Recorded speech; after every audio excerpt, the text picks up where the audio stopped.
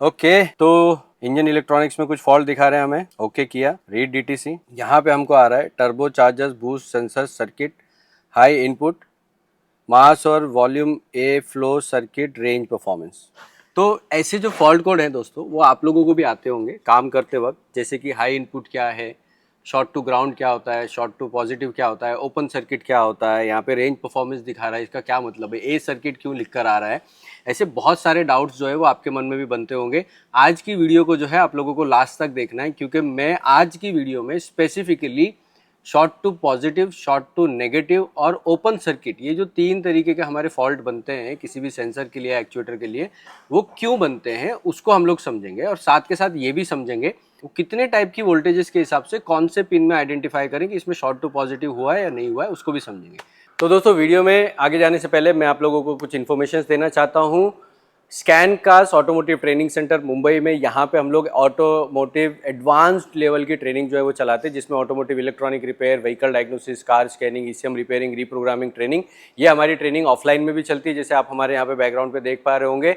ये हमारा training centre है और इसी के साथ साथ हमारी ऑनलाइन में भी ट्रेनिंग चलती है।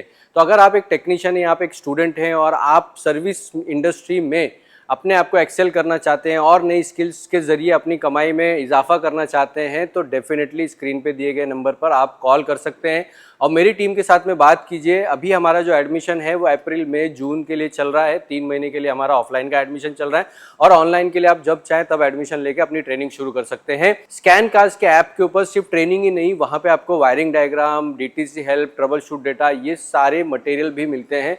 15,000 से ज़्यादा फाइल्स वहाँ पे आपको सिर्फ 2999 में मिल जाती है, वो भी लाइफ टाइम अपडेट के साथ में।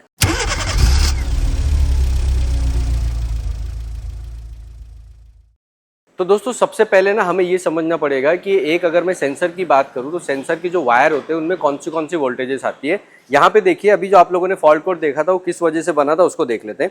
यहाँ पे अगर आप देखोगे तो ये हमारा ओपन सर्किट है, ठीक है। ओपन सर्किट यानी सॉकेट मैंने निकाला हुआ, ये हमारा mass airflow sensor, boost pressure sensor, जो भी आप बोलो, ये वाला आपका सेंसर है, ठीक है। ये सॉकेट खुला हुआ है। अब यहाँ पे ना जो हमें अगर ये समझना है कि ओपन सर्किट क्या होता है, short to ground, short to positive क्या होता है, उसके लिए हमें समझना जरूरी है कि वोल्टेजेस क्या क्या बनती है। अब एग्जाम्पल के तौर पे मैं यहाँ पर चेक कर रहा हूँ कि एक नंबर पे मुझे जो है ना कुछ भी वोल्टेज नहीं दिखा रहा है, जैसे आप मल्टीमीटर पे देख सकते हो। 2 नंबर यहाँ पर एम्प्टी है, देखिए यहाँ पर 2 नंबर एम्प्टी है। ये 4 नंबर का सॉकेट है, लेकिन इसके अंदर 2 नंबर पे सिग्नल का वायर ही नहीं दिया हुआ है। 3 नंबर पे आप देखोगे तो यहाँ पे 4.99 यानी 5 वोल्टेज हमको मिल रही है और 4 नंबर पे यहाँ पर हमें 4.95 यानी कि यहाँ पर भी 5 वोल्टेज मिल रही है। तो एक सॉकेट के अंदर हमें 3 तरीके की वोल्टेज दिखाई दी है। अच्छा, यहाँ पे एक चीज़ और ज़रूरी है, जो हमारा फर्स्ट पिन था, फर्स्ट पिन में हमें एकदम 0 वोल्टेज दिखाई दे रही थी, तो इसके लिए कंफर्म करना चाहिए कि ये ग्राउंड है या नहीं। उसके लिए मैं बजर पे डालूंगा और बजर पे चेक करूंगा कि ग्राउंड है या नहीं। तो 1 नंबर का जो हमारा है, यहाँ पे हमें देखोगे आपकी बजर मिल रहा है, ठीक है। इसका मतलब ये कंफर्म हो गया ग्राउंड है, ठीक है। अब यहाँ पे आपने जो 2 बाकी के देखा, यानी 3 नंबर और 4 नंबर का जो आपने पिन देखा, वहाँ पे हमें 2 तरीके की 5 वोल्टेज मिल रही थी। अब सबसे पहले तो ये समझिए कि एक 5 वोल्टेज जो है वो हमारा रेफरेंस वोल्टेज है, यानी कि वहाँ पे 5 वोल्टेज आना जरूरी है, जिससे कि हमारा सेंसर जो है उसको सप्लाई वोल्टेज मिल सकेगी और ग्राउंड से सर्किट हो जाता है कंप्लीट। इसके बाद जो तीसरा वायर है वो हमारा सिग्नल का वायर है। अब मैं आप लोगों को बताता हूँ कि ये तीनों वायर में short to positive, short to negative और ओपन सर्किट का मतलब तीनों का अलग अलग होता है। मैं आप लोगों को समझाता हूं कैसे। देखिए, अब एग्जांपल के तौर पे यहां पे हमें जो है ना वोल्टेज जो दिखाई दे रही थी, ये वोल्टेज हमें यहाँ पर 0 वोल्टेज दिखाई दे रही है, यानी कि यहाँ पर कोई भी वोल्टेज हमें नहीं देखने मिल रही है 1 नंबर पे। लेकिन इसका मतलब ये नहीं है कि ये जो वायर है वो कटा हुआ है, क्योंकि वो ग्राउंड है। ग्राउंड जो है नेगेटिव वोल्टेज होती है, इसलिए वो 0 की साइड में ज्यादा दिखाई देता है, ठीक है। अब इसके बाद जो नेक्स्ट पार्ट है, आपका जो ईसीएम है ना, वो कैसे फॉल्ट बनाता है उसको देखते हैं हम लोग। सबसे पहले एग्जाम्पल के तौर पे मैं यहाँ पर वायर ले लेता हूँ और ये जो मैंने वायर लिया हुआ है, मैं क्या कर रहा हूँ, सिंपली एक एंड जो है मैं वायर का ग्राउंड से कनेक्ट कर दे रहा हूँ, ठीक है। तो सबसे पहले देखेंगे शॉर्ट टू नेगेटिव क्या होता है। शॉर्ट टू नेगेटिव को सबसे पहले समझेंगे, ठीक है ना। अब समझ लीजिए कि आपका जो सर्किट है या जो वायर है वो शॉर्ट टू नेगेटिव हुआ है, तो मैं यहाँ पर आप लोगों को दिखाने के लिए समझा रहा हूँ कि ये मैंने शॉर्ट टू नेगेटिव कर दिया। अब जो मेरी 5 वोल्टेज आ रही थी एक नंबर में, उसको मैं यहाँ पर जो है ना शॉर्ट कर रहा हूँ।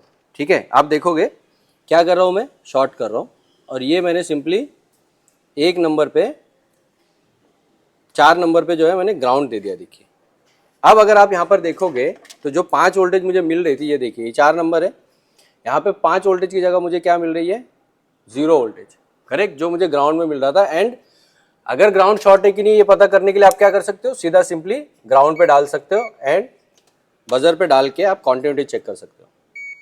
ये देखिए तो लास्ट का जो वायर जहाँ पे मुझे 5 वोल्टेज दिखाई दे रही थी वहाँ पे अब मुझे कॉन्टिन्यूटी मिल रही है, यानी कि ये मेरा वायर शॉर्ट है। अब हम लोग देखेंगे कि ईसीएम ने क्या फॉल्ट बनाया। ठीक है, तो ईसीएम का फॉल्ट देख लेते हैं।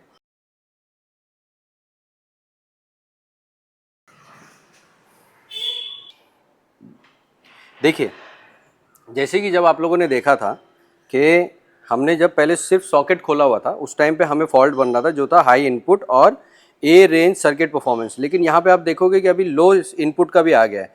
अब ये लो इनपुट का क्यों आया, क्योंकि हमने यहाँ पर 5 वोल्टेज जो सिग्नल का वायर है ना उसको हमने शॉर्ट किया है ग्राउंड के साथ। और ग्राउंड क्या होती है, ग्राउंड लो वोल्टेज होती है ना, 0 वोल्टेज के नीचे।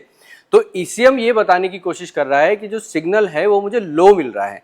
अब ये इस गाड़ी के अंदर इस तरीके से दिखा रहा है, लेकिन कुछ गाड़ियों में शॉर्ट टू ग्राउंड इस तरीके से दिखा देता है, लो इनपुट दिखाता है, ये बहुत सारे तरीकों से इस्तेमाल होता है। लेकिन कहने का मतलब ये यहाँ पे पॉजिटिव 5 वोल्टेज थी, लेकिन 5 वोल्टेज की जगह पे यहाँ पे हमें जो फॉल्ट बना है वो बना है लो इनपुट वाला।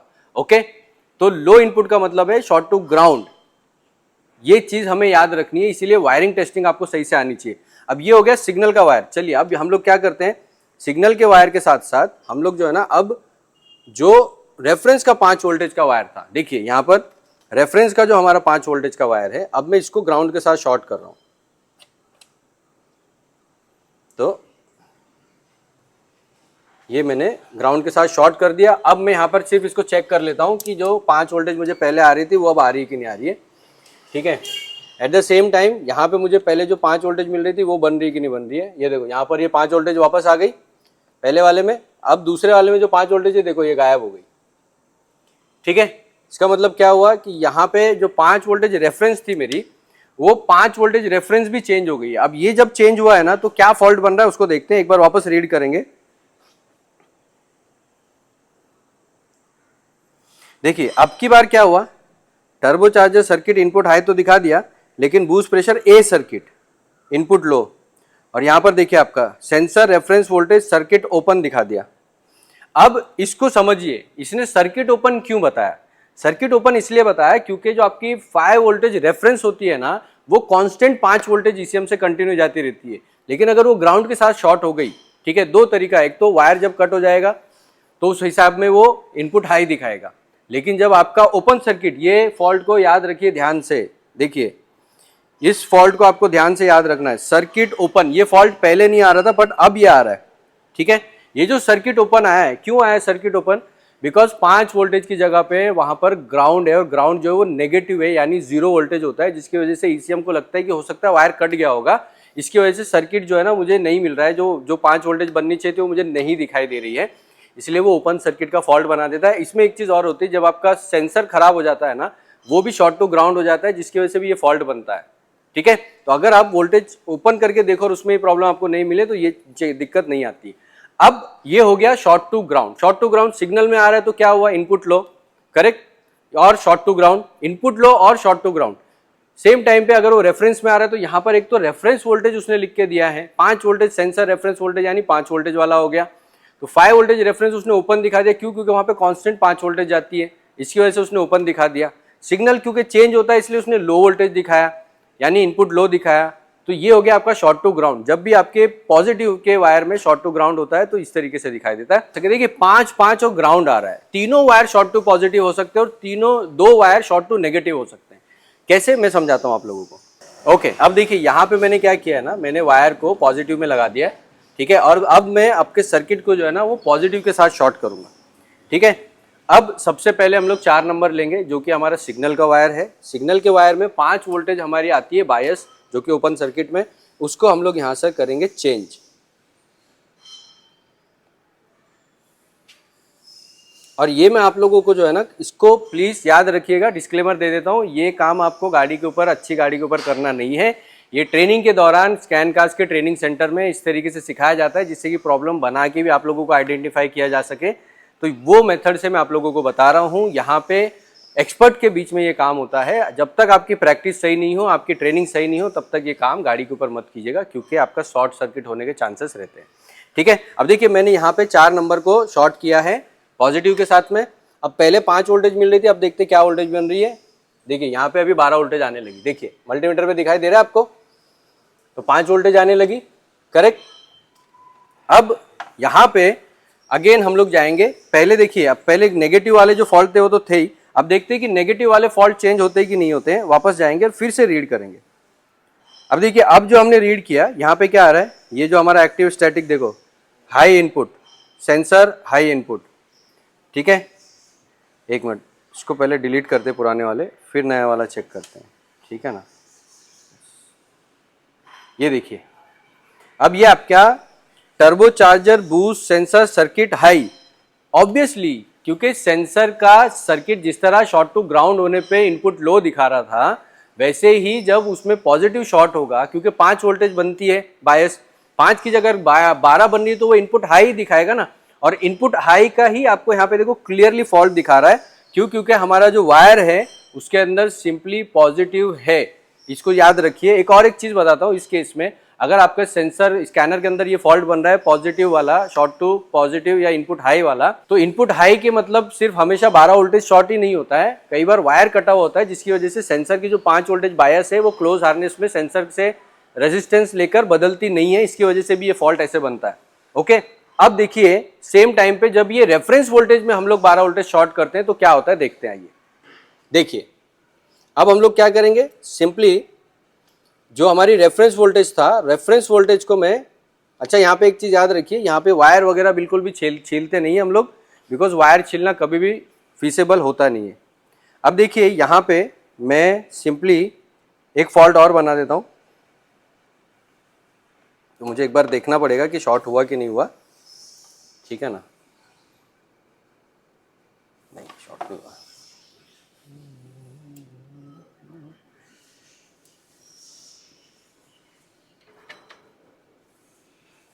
ओके, तो ये देखिए यहाँ पे मैंने 5 वोल्टेज जो है 12, जो 5 वोल्टेज रेफरेंस थी हमारी, उसको मैंने चेंज कर दिया देखो, और जैसे ही वो 5 वोल्टेज से टकराती है ना, ये देखो जल गया वायर।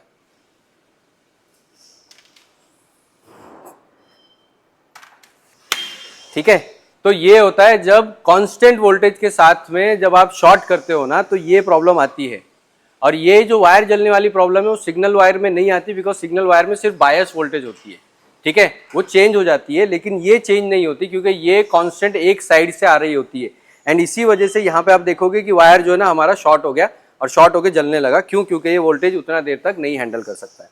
ठीक है, अब अगर हम लोग इसको देखें यहाँ पर, तो ये निकालने के बाद में हमें देखने को क्या मिलेगा, शॉर्ट टू पॉजिटिव हुआ है। अब हमें देखना है कि ये यहाँ पे देखिए 5 वोल्टेज थी, अब ये 1.9 वोल्टेज हो गई।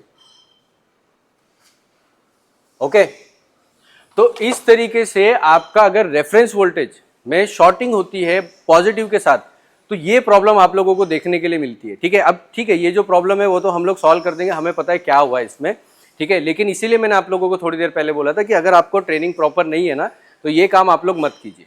ठीक है, एट द सेम टाइम अगर मैं यही चीज, अब देखिए मैंने सेंसर हटाया हुआ है इसलिए मेरे सेंसर का कोई इशू नहीं है, लेकिन वायर, अब यहाँ पे जो ग्राउंड आ रहा है मेरा, अब इस ग्राउंड को भी हम अगर मैं पॉजिटिव के साथ शॉर्ट करता हूँ ना, सेम प्रॉब्लम होगी। क्यों? क्योंकि वो डायरेक्ट बैटरी से मैं शॉर्ट कर रहा हूँ, हाई वोल्टेज लोड बोलते हैं उसको, टेम्परेचर हाई पे। ठीक है, यही चीज होती है जो आप लोगों को समझना होता है कि इनपुट हाई क्या है, इनपुट लो क्या है, शॉर्ट टू पॉजिटिव क्या है, शॉर्ट टू नेगेटिव क्या है। इस तरीके से हम लोगों को पता लगाते हैं। अब देखिए यहाँ पे जैसे कि आपने देखा शॉर्टिंग हुई है, आप लोगों के सामने मैंने दिखाया, रीड फॉल्ट कोड करेंगे। यहाँ पे देखिए आपका turbocharger boost A circuit high input, circuit open, voltage correlation. देखिए ये जो वोल्टेज कॉरिलेशन वाला जो फॉल्ट बना वो क्यों बना है, उसका रीजन समझाता हूं मैं आपको। क्योंकि आपका जो 5 वोल्टेज रेफरेंस है वो सिर्फ 2 वोल्टेज रह गया है। अब ये जो 2 वोल्टेज आ रही है, बेसिकली हुआ क्या है कि ईसीएम के पास में ना वो एक कॉन्स्टेंटली फॉल्ट बन गया है। ठीक है, उसको हमें कैसे सॉल्व करना है हमें आता है, उसमें थोड़ा सा टाइम जाता है, वो हम लोग सॉल्व करेंगे और आने वाली नेक्स्ट किसी वीडियो में मैं आप लोगों को दिखा दूंगा। अब एक चीज़ यहाँ पे समझिए, ये जो आपको समझ में आया कि कैसे फॉल्ट बन रहे हैं, कैसे फॉल्ट चेंज हो रहे हैं, यहाँ पे ना एक चीज़ जो आपको ध्यान रखनी है वो ये कि जब भी शॉर्ट सर्किट होता है, पॉजिटिव का अगर नेगेटिव के साथ शॉर्ट होगा, यानी कि वो लोड के वायर हैं, तब शॉर्ट सर्किट कंफर्म होती है। लेकिन जब सेंसर का सिग्नल वायर होता है, रेफरेंस वोल्टेज होती है, वहाँ पे इस बात पे डिपेंड करता है कि शॉर्ट टू पॉजिटिव है, शॉर्ट टू नेगेटिव है। अब यहाँ पे देखिए, ये जो है ना ओपन सर्किट में मैंने शॉर्ट किया है, जिसकी वजह से हमारा सेंसर जो है वो बचा हुआ है।